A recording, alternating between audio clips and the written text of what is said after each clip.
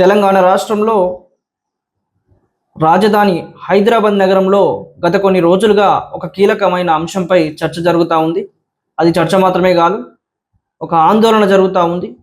అది యావత్ తెలంగాణ విద్యార్థి మద్దతుతో, యావత్ తెలంగాణ యువత మద్దతుతో సెంట్రల్ యూనివర్సిటీ ఆఫ్ హైదరాబాద్ విద్యార్థులు చేస్తున్నటువంటి ఆందోళన. ఇది విద్యార్థులు చేస్తున్నటువంటి ఆందోళన మాత్రమే కాదు, ఇది అధ్యాపకులు చేస్తున్నటువంటి ఆందోళన కూడా.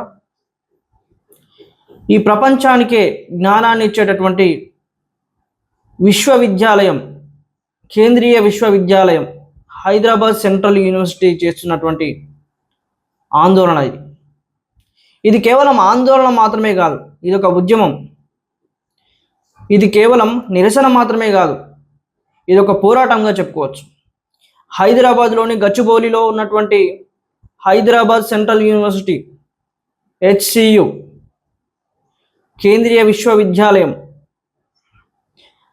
మన భారతదేశంలో చూసుకుంటే 5 విశ్వవిద్యాలయాలు ఉంటే ఈ 5ంటితో పోల్చుకుంటే కూడా హైదరాబాద్ సెంట్రల్ యూనివర్సిటీ అనేది తమదైన శైలిలో విద్యారంగంలో ఉత్తమ ప్రమాణాలను నెలకొల్పుతున్నటువంటి ఒక గొప్ప యూనివర్సిటీగా మనం చెప్పుకోవచ్చు. ఇలాంటి విశ్వవిద్యాలయం ఈ రోజున రోడ్డునెక్కింది. ఇక్కడ చదువుతున్నటువంటి విద్యార్థులు నిరసనలు తెలియజేస్తూ కేసుల బారిన పడుతూ రిమైండ్కి గురవుతున్నారు. చాలామంది విద్యార్థులపైన కేసులు ఉన్నాయి.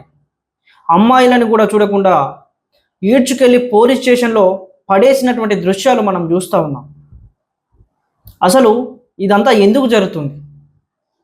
ఇది ఎందుకు జరుగుతుంది? విశ్వవిద్యాలయాలు మాత్రమే కేంద్రంగా ఎందుకు మారుతున్నాయి? నిరసనలకి, ఉద్యమాలకి, పోరాటాలకు కావచ్చు, ఆందోళనలకు కావచ్చు కేంద్రంగా ఎందుకు మారుతున్నాయి? సహజంగా సమాజంలో జరిగే ఏ మార్పునైతే అది ప్రజా వ్యతిరేకమైతే, ప్రభుత్వం తీసుకునే నిర్ణయ విధానాలలో ఏదైనా లోపం ఉంటే ఈ విశ్వవిద్యాలయాల్లోని విద్యార్థులు కానీ అధ్యాపకులు అది సమంజసమైన నిర్ణయం కాదు అని చెప్పడం, అది మంచి నిర్ణయం కాదు అని చెప్పడం ఒక సాంప్రదాయం. ఎందుకంటే వీళ్ళు చదువుతున్నటువంటి విద్యార్థులు కాబట్టి, విశ్వవిద్యాలయాల్లో ఉన్నటువంటి అధ్యాపకులు గొప్ప జ్ఞానవంతులు కాబట్టి వాళ్ళు వివిధ అంశాలపైన చర్చించుకునే అవకాశం అక్కడ వేలాది మందికి ఉంటుంది. కాబట్టి సమాజంలో ఏవైతే సమస్యలు అవుతున్నాయో ఆ సమస్యలను వాళ్ళు తమ అధ్యయనాల్లో భాగంగా, తమ దినచర్యలో భాగంగా చర్చించుకుంటూ వాటిని పరిష్కరిస్తూ ఉంటారు. ఆ పరిష్కారాన్ని సమాజానికి కూడా చూపెడుతూ ఉంటారు.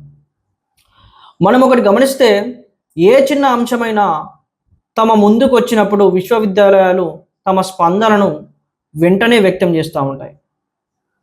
కానీ ఇప్పుడు వచ్చిన సమస్య యూనివర్సిటీ ఆఫ్ హైదరాబాద్కి తమ సొంత సమస్య. ఇప్పుడు యూనివర్సిటీ ఆఫ్ హైదరాబాద్ తమ సొంత సమస్య గురించే చర్చిస్తూ ఉంది. తమ సొంత సమస్య గురించే ఘర్షణ పడుతూ ఉంది. తమ సొంత సమస్య గురించే నిరసన తెలియజేస్తూ ఉంది. తమ సొంత సమస్య గురించే పోరాడుతూ ఉంది. అసలు ఇదంతా ఎందుకు జరుగుతుంది? అసలు ఇది ఎందుకు జరుగుతుందంటే భూమి కోసం. అవును, హైదరాబాద్ సెంట్రల్ యూనివర్సిటీలోని 400 ఎకరాల భూమి, ఈ 400 ఎకరాల భూమిని నాది అంటుంది తెలంగాణ రాష్ట్ర ప్రభుత్వం. సహజంగా మనం చూసుకుంటే భూమి అనేది ఈ ప్రపంచంలో ఒక ప్రధానమైన వనరు. అది రైతుకైనా సరే, ఒక సామాన్యుడికైనా సరే, ఒక పెట్టుబడిదారుడికైనా సరే, ఒక ప్రభుత్వానికైనా సరే భూమి అనేది ఒక ప్రధానమైన వనరు. అందుకనే ఈ సెంట్రల్ యూనివర్సిటీ ప్రారంభంలోనే, ఈ సెంట్రల్ యూనివర్సిటీ నిర్మించేటప్పుడే, ఈ యూనివర్సిటీని ప్రారంభించేటప్పుడే అప్పుడున్నటువంటి కేంద్ర ప్రభుత్వం ఈ యూనివర్సిటీకి 2500 ఎకరాల భూమిని కేటాయించడం జరిగింది. అసలు ఈ తెలంగాణ రాష్ట్రానికి హైదరాబాద్ సెంట్రల్ యూనివర్సిటీ అసలు ఎలా వచ్చింది అనేటువంటి విషయాన్ని మనం మాట్లాడుకుంటే, 1969లో తెలంగాణ ప్రత్యేక ఉద్యమం వచ్చిన తర్వాత ఈ తెలంగాణ ప్రత్యేక ఉద్యమంలో ఆ సందర్భంలో కొన్ని డిమాండ్లను ముందు పెట్టడం అనేది జరిగింది. అవి ఈ తెలంగాణ ప్రజలకు విద్యారంగంలో సరైనటువంటి అవకాశాలు లేవు అని, ఉద్యోగ రంగంలో సరి అయినటువంటి వాటాలు లేవు అని, తెలంగాణ ప్రజలకు రాజకీయ రంగంలో సరి అయినటువంటి ప్రాతినిధ్యం కల్పించడం లేదు అని, ఇటువంటి ఇంకా అనేక పలు అంశాలను తమ డిమాండ్లుగా ఎజెండాగా చూపించి 1969లో ఈ తెలంగాణ ప్రత్యేక ఉద్యమాన్ని తీసుకురావడం అనేది జరిగింది. ఈ తెలంగాణ ప్రత్యేక ఉద్యమంలో దాదాపుగా 370 మంది తెలంగాణ బిడ్డలు తుపాకీ గుళ్లకు ఎదురొడ్డి ప్రభుత్వ కాల్పులకు గురి అయి ప్రాణాలు వదలడం జరిగింది. ఈ ఉద్యమం తెచ్చిన చైతన్యంతోనే విద్యారంగంలో వెనుకబాటుతనాన్ని చర్చకు పెట్టి ఆ రోజు ఉన్నటువంటి కేంద్ర ప్రభుత్వం ఒక 6 సూత్రాల పథకాన్ని ప్రవేశపెట్టడం జరిగింది. ఇందిరాగాంధీ ప్రధానమంత్రిగా ఉన్నటువంటి సందర్భంలోనే ఈ 6 సూత్రాల పథకాన్ని ప్రవేశపెట్టడం జరిగింది. ఈ 6 సూత్రాల పథకంలో భాగంగానే తెలంగాణలో ఒక విశ్వవిద్యాలయాన్ని స్థాపించాలని ఆలోచన చేయడం జరిగింది. ఈ ఆలోచనలో భాగంగానే తెలంగాణకి ఈ విశ్వవిద్యాలయం రావడం జరిగింది. హైదరాబాద్ సెంట్రల్ యూనివర్సిటీ రావడం జరిగింది. ఈ హైదరాబాద్ సెంట్రల్ యూనివర్సిటీని 1973లో అనౌన్స్ చేయడం జరిగింది. 1974లో పార్లమెంటులో విశ్వవిద్యాలయం చట్టాన్ని రూపొందించడం జరిగింది. అయితే అప్పుడు ఆ సందర్భంలో ఇందిరాగాంధీ ఆదేశాల మేరకు, ప్రధానమంత్రి ఇందిరాగాంధీ ఆదేశాల మేరకు ఇక్కడున్నటువంటి ఆంధ్రప్రదేశ్ ముఖ్యమంత్రి ఎవరైతే ఉన్నారో వారు ఈ హైదరాబాద్ సెంట్రల్ యూనివర్సిటీ అన్ని రకాలుగా విశాలంగా ఉండాలనేటువంటి ఉద్దేశంతో ఇక్కడ 2500 ఎకరాల భూమిని హైదరాబాద్ సెంట్రల్ యూనివర్సిటీకి కేటాయించడం అనేది జరిగింది. అయితే ముఖ్యంగా ఇప్పుడు మన ముందుకు వచ్చినటువంటి చర్చ ఏమిటంటే, ఈ హైదరాబాద్ సెంట్రల్ యూనివర్సిటీలో ఉన్నటువంటి 2500 ఎకరాల భూమి అప్పుడప్పుడు వచ్చిన ప్రభుత్వాలు కొద్దిగా ఆ విశ్వవిద్యాలయాలతో చర్చలు జరిపి ఐఐటి కడదామని, స్టేడియంలు కడదామని, టెక్నాలజీకి సంబంధించినటువంటి కంపెనీలు కడదామని అనే ఉద్దేశంతో తమ అవసరాల నిమిత్తం కొద్దిగా 2500 ఎకరాల భూమి నుంచి విశ్వవిద్యాలయాలతో చర్చలు జరిపి కొద్ది భూమిని తీసుకోవడం జరిగింది. అట్లా దాదాపుగా 800 ఎకరాల భూమిని తీసుకోవడం జరిగింది. ఈ 800 ఎకరాల భూమిని తీసుకున్న తర్వాత ఈ 800 ఎకరాల భూమి పోగా మిగిలిన భూమి 1700 ఎకరాల భూమి, అంటే ప్రస్తుతం ఉన్నటువంటి భూమి హైదరాబాద్ సెంట్రల్ యూనివర్సిటీకి 1700 ఎకరాల భూమి ఉందన్నమాట. 2003లో చంద్రబాబు నాయుడు ముఖ్యమంత్రిగా ఉన్నటువంటి సందర్భంలో ఐఎంజీ స్పోర్ట్స్ కంపెనీ ఒక కంపెనీకి హైదరాబాద్ సెంట్రల్ యూనివర్సిటీలోని కొంత భూమిని అప్పచెప్పడం జరిగింది. ఈ ఐఎంజీ స్పోర్ట్స్ కంపెనీకి అప్పుడున్నటువంటి చంద్రబాబు నాయుడు గవర్నమెంటు 400 ఎకరాలను కేటాయించడం జరిగింది. ఆ తర్వాత 2004లో చంద్రబాబు నాయుడు అధికారాన్ని కోల్పోవడం జరిగింది. వైఎస్ రాజశేఖర రెడ్డి గారు ముఖ్యమంత్రి కావడం జరిగింది. ఆ తర్వాత ఇది ఏదైతే ఐఎంజీ స్పోర్ట్స్ సంస్థ ఏదైతే ఉందో ఇది ఆ ల్యాండ్లో అభివృద్ధి కార్యకలాపాలు జరపలేకపోవడంతో మళ్ళీ 2006లో వైఎస్ రాజశేఖర రెడ్డి గారు ఆ 400 ఎకరాల భూమిని ప్రభుత్వంలో కలుపుకోవడం జరిగింది. ఆ తర్వాత ఈ ఐఎంజీ సంస్థ ఏదైతే ఉందో హైకోర్టును ఆశ్రయించి హైకోర్టులో కేసు వేసి దాదాపుగా ఈ కేసు ఇప్పటి వరకు, అంటే సుదీర్ఘకాలం రాజశేఖర రెడ్డి గారు చనిపోయిన తర్వాత రోషయ్య ముఖ్యమంత్రి అయ్యారు. ఆ తర్వాత కిరణ్ కుమార్ రెడ్డి గారు కూడా ముఖ్యమంత్రి అయ్యారు. ఆ తర్వాత 2014లో ప్రత్యేక తెలంగాణ రాష్ట్రం ఏర్పడిన తర్వాత కేసీఆర్ గారు ముఖ్యమంత్రి అయ్యారు. ఇంతమంది ముఖ్యమంత్రులు తమ ప్రభుత్వ అడ్వకేట్లను పెట్టి ఆ కేసును గెలుస్తూ ప్రభుత్వానికి అనుకూలంగా తీర్పును తీసుకురావడం అనేది జరిగింది. ఆ తర్వాత మళ్ళీ ఈ ఐఎంజీ సంస్థ ఏదైతే ఉందో సుప్రీంకోర్టును ఆశ్రయించి సుప్రీంకోర్టులో కూడా కేసు వేయడం జరిగింది. ఈ సుప్రీంకోర్టులో కేసు వేసిన తర్వాత తెలంగాణ రాష్ట్ర ప్రభుత్వం సుప్రీంకోర్టుతో పోరాడి తనకు తెలంగాణ రాష్ట్ర ప్రభుత్వానికి అనుకూలంగా 2024లో తీర్పు తెచ్చుకోవడం అనేది జరిగింది. 2024 జూన్లో ఇప్పుడున్నటువంటి కాంగ్రెస్ రాష్ట్ర ప్రభుత్వం ఈ యూనివర్సిటీకి కేటాయించినటువంటి 400 ఎకరాల భూమిని ప్రభుత్వంతో కలిసి పనిచేస్తున్నటువంటి ప్రభుత్వంలో భాగమైనటువంటి ఒక ఐఐసి టీజీ అనేటువంటి కంపెనీకి సంస్థకి ఈ 400 ఎకరాల భూమిని ఐటీ పరిశ్రమలు నిర్మించడానికి, టెక్నాలజీకి సంబంధించినటువంటి పరిశ్రమలు నిర్మించడానికి ఇవ్వాలని నిర్ణయించుకుంది. ఎందుకంటే ఈ భూమి ప్రభుత్వం భూమి అని, ప్రభుత్వం పేరు పైన ఉందని, ఇది విశ్వవిద్యాలయం పేరు పైన లేదు అని, ప్రభుత్వం పేరు మీద ఉందని ఈ ఐఐసి టీజీ అనేటువంటి సంస్థకి ఈ కాంగ్రెస్ ప్రభుత్వం భూమిని, ఈ 400 ఎకరాల భూమిని ఇవ్వాలని ప్రకటించింది. దీని మూలంగానే ఇప్పుడు ఈ అంశం చర్చనీయాంశంగా మారింది. ఇక్కడ మనం వాస్తవాలు మాట్లాడుకుంటే ఈ విశ్వవిద్యాలయ భూమిని రక్షించడానికి తెలంగాణ రాష్ట్ర ప్రభుత్వం చాలా చొరవ చూపింది. అదేవిధంగా ప్రైవేటు సంస్థల చేతుల్లోకి వెళ్లకుండా ఈ భూమిని కాపాడింది. కాబట్టి ఇది ప్రభుత్వ భూమి. అయితే మొన్నటికి మొన్న రెవెన్యూ మినిస్టర్ కూడా ప్రెస్ మీట్ పెట్టి ఇది ప్రభుత్వం పేరు మీద ఉన్నటువంటి భూమి, డాక్యుమెంట్స్ కూడా ఉన్నాయి అనేటువంటి విషయాన్ని బల్లగుద్ది చెప్పడం జరిగింది. అయితే ఇక్కడ మనం సహజంగా గమనించవలసిన విషయం ఏంటంటే, మామూలుగా ఏది ఆధారం లేకుండా, అంటే బతకడానికి ఆధారం లేకుండా, ఇటువంటి భూమి లేకుండా ఉన్న వాళ్ళు సాధారణంగా లేకుండా ఉన్న రైతులు సాధారణంగా ప్రభుత్వ భూములపైన ఆధారపడి, అంటే ప్రభుత్వ భూమిలో వ్యవసాయం చేసుకుంటూ దానిపైన ఆధారపడి జీవనం గడుపుతుంటారు. అలాంటప్పుడు ప్రభుత్వం చేయవలసిన పని ఏముంది?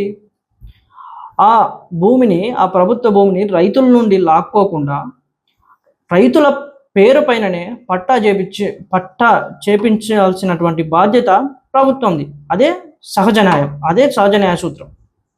అయితే ఇక్కడ కూడా తెలంగాణ విశ్వవిద్యాలయ అభివృద్ధికి ఇచ్చినటువంటి ఈ 400 ఎకరాల భూమి ప్రభుత్వం ప్రైవేటు సంస్థల చేతుల్లోకి వెళ్లకుండా కాపాడింది కనుక, అంత కష్టపడి కాపాడింది కనుక, ఇన్ని సంవత్సరాల నుండి కోర్టులో కేసులు గెలుచుకుంటూ కాపాడింది కనుక, అది మళ్ళీ సెంట్రల్ యూనివర్సిటీ ఏదైతే తెలంగాణ విశ్వవిద్యాలయం ఉందో ఆ విశ్వవిద్యాలయానికి ఆ 400 ఎకరాలని అప్పజెప్పడం అనేదే అసలైన న్యాయం. ఎందుకంటే ప్రపంచంలో ఉన్న ఒక ఆక్స్ఫర్డ్ యూనివర్సిటీ కానీ, ఒక స్టాన్ఫర్డ్ యూనివర్సిటీ కానీ, ఒక కొలంబియా యూనివర్సిటీ కానీ, ఒక కేంబ్రిడ్జ్ యూనివర్సిటీ కానీ, ఇటువంటి పెద్ద పెద్ద విశ్వవిద్యాలయాలకు విస్తారమైనటువంటి భూములు ఎట్లయితే ఉంటాయో, ఒక ప్రాకృతిక రూపంలో విశ్వవిద్యాలయాలు ఎట్లయితే నడుస్తుంటాయో, ఇక్కడ కూడా తెలంగాణలో ఉన్నటువంటి ఈ విశ్వవిద్యాలయానికి కూడా భూమి అవసరం. కాబట్టి ఈ భూమిని ఈ తెలంగాణ ప్రభుత్వమే తిరిగి ఇవ్వాలి, కాపాడుకోవాల్సిన బాధ్యత, తిరిగి ఇవ్వాల్సిన బాధ్యత ఈ తెలంగాణ రాష్ట్ర ప్రభుత్వం, కాంగ్రెస్ ప్రభుత్వం పైన బాధ్యత ఉంటుందని గుర్తు చేస్తా ఉన్నా. ఏదో ఒక సాంకేతిక కారణం చూపి ఈ భూమిని లాక్కోవాలని ప్రయత్నం చేయకుండా, ఇది ప్రత్యేక తెలంగాణ ప్రజల ఆకాంక్ష, 370 మంది అమరుల ప్రాణత్యాగంతో నిర్మితమైనటువంటి విశ్వవిద్యాలయం అని తెలంగాణ ప్రభుత్వం, ఈ కాంగ్రెస్ ప్రభుత్వం, రేవంత్ రెడ్డి గుర్తుపెట్టుకోవాలి. మరో కోణంలో చూసుకుంటే అది ప్రకృతి విధ్వంసం. అక్కడ యూనివర్సిటీలో 400 ఎకరాల్లో ఉన్నటువంటి అడవిలో ఎన్నో జీవరాశులు ఉంటాయి, ఎన్నో పక్షులు ఉంటాయి, ఎన్నో రకాల జంతువులు ఉంటాయి, ఇంకెన్నెన్నో ఉంటాయి, ఎన్నో జీవరాశులు బతుకుతుంటాయి. కాబట్టి అక్కడ ఉన్నటువంటి పక్షులకు, అక్కడ ఉన్నటువంటి జింకలకు, అక్కడ ఉన్నటువంటి ఇతర జీవులకు నివాసం లేకుండా చేయడం అనేది అది మంచి ఆలోచన కాదు. అది ఈ ప్రభుత్వానికి రావాల్సిన ఆలోచన కాదు. కాబట్టి మళ్ళొకసారి రేవంత్ రెడ్డికి గుర్తు చేస్తున్నది ఏంటంటే, ప్రకృతిని నాశనం చేసి అభివృద్ధిని సాధించడం అనేది అంత మంచిది కాదు. కాబట్టి విద్యార్థులు చేస్తున్నటువంటి ఈ ఉద్యమం న్యాయమైనది, ఈ విద్యార్థులు చేస్తున్నటువంటి ఉద్యమం న్యాయమైనది, అధ్యాపకులు చేస్తున్నటువంటి ఉద్యమం న్యాయమైనది. కాబట్టి ఈ అధ్యాపకుల ఈ 400 ఎకరాలను కాపాడడానికి చేస్తున్న ఉద్యమం న్యాయమైనది. కాబట్టి ఈ ఉద్యమానికి మా బ్లూ ఇండియా పార్టీ సంఘీభావం తెలుపుతూ మద్దతుగా ఉంటుంది. రేవంత్ రెడ్డి నువ్వు ఆలోచించాలి. మీ ప్రభుత్వం ఈ 15 నెలల్లోనే ఇంత ప్రజా వ్యతిరేకతను కూడగట్టుకోవడం అనేది మీకే మంచిది కాదు. రేపు ఈ తెలంగాణ ప్రజల అసమ్మతిని, central university Hyderabad central university విద్యార్థుల అసమ్మతిని, యావత్ తెలంగాణ విద్యార్థుల యువకుల అసమ్మతిని చవిచూసి నీ కాంగ్రెస్ ప్రభుత్వం పడిపోకుండా చూసుకో. మరి నిన్నగాక మొన్న హైకోర్టు కూడా ఆ 400 ఎకరాల్లో చేస్తున్నటువంటి అటవీ నరికివేతని ఆపమని, అక్కడ అన్ని పనులు ఆపేసి వెనక్కి తిరిగి రావాలని కూడా హైకోర్టు ఆదేశాలు జారీ చేసినప్పటికీ మరి రేవంత్ రెడ్డి ఈ కాంగ్రెస్ ప్రభుత్వం నువ్వు మరి ఆ మాటని, హైకోర్టు మాటని వినకుండా హైకోర్టు తీర్పుని జారీ చేసినటువంటి విషయాన్ని ఉల్లంఘించి నువ్వు అక్కడ అదే పనులు కొనసాగిస్తున్నటువంటి సందర్భం తెలంగాణ ప్రజానికం, తెలంగాణ విద్యార్థి, తెలంగాణ యావత్ యువత కూడా చూస్తూ ఉంది. దీన్ని బట్టి నీకు చట్టాలపైన ఎంత గౌరవం ఉందో, నీకు దీన్ని బట్టి హైకోర్టు పైన ఎంత గౌరవం ఉందో మరి ఈ తెలంగాణ ప్రజలు కూడా అర్థం చేసుకుంటున్నారు. నిన్న మధ్యాహ్నం సుప్రీంకోర్టు తీర్పు జారీ చేసింది. మరి ఈ తీర్పు హైదరాబాద్ సెంట్రల్ యూనివర్సిటీ విద్యార్థుల ఉద్యమానికి మరింత బలం చేకూర్చింది. అక్కడ చేస్తున్నటువంటి అటవీ నరికివేతను, పర్యావరణ విధ్వంసాన్ని ఆపాలని, అలాగే యూనివర్సిటీ భూముల వేలంపాటను కూడా ఆపాలని మరి కోర్టు తీర్పు జారీ చేయడం జరిగింది. మరి ఇకనైనా రేవంత్ రెడ్డి నువ్వు ఈ ప్రభుత్వ భూములను, ఏదైతే యూనివర్సిటీలో 400 ఎకరాల భూమి ఉందో ఈ భూమిని కార్పొరేట్ సంస్థలకు, కార్పొరేట్ ఉద్యోగులకు కట్టబెట్టడం అనే ఆలోచనని నువ్వు మానుకోవాలని మా బ్లూ ఇండియా పార్టీ రాష్ట్ర కమిటీ డిమాండ్ చేస్తూ ఉంది. అదేవిధంగా ఇక్కడ ఉన్నటువంటి పర్యావరణాన్ని విధ్వంసం చేసే అభివృద్ధి చేసేటటువంటి అభివృద్ధిని ఈ సమాజం ఎప్పటికీ కోరుకోదు. ఈ తెలంగాణ సమాజమే కాదు, ఈ ప్రపంచానికే అది హానికరం అనేటువంటి విషయం ఈ సందర్భంగా తెలియజేస్తూ ఉన్నా. పోరాడుతున్న విద్యార్థులు ఉద్యమాన్ని అలాగే కొనసాగించాలని, ఎందుకంటే సుప్రీంకోర్టు ఇచ్చింది తీర్పు కాదు, కేవలం స్టే మాత్రమే విధించిందని. మరి పూర్తి తీర్పు వచ్చే వరకు కూడా విద్యార్థులు ఉద్యమాన్ని కొనసాగించాలని కోరుకుంటున్నాను.